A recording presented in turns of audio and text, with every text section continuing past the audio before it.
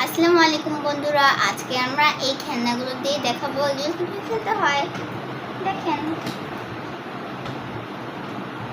এই যে একটু টমেটো নিয়ে নিচ্ছে, এখন এটাকে কাটবো।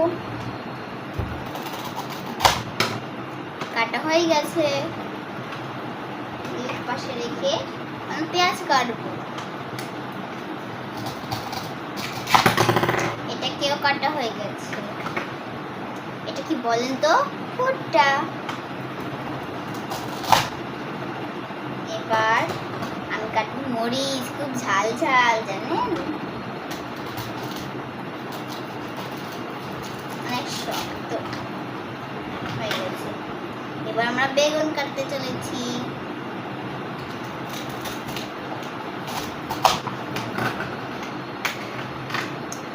এবার ক্যারট। এটা কি বলেন তো? এটা হলো ফিশ, অর্থাৎ মাছ। বেশ সুন্দর করে কাটতে হবে।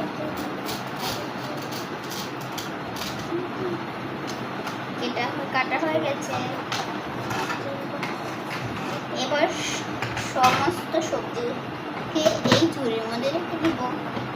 এই যে সব কাটা সবজিগুলো।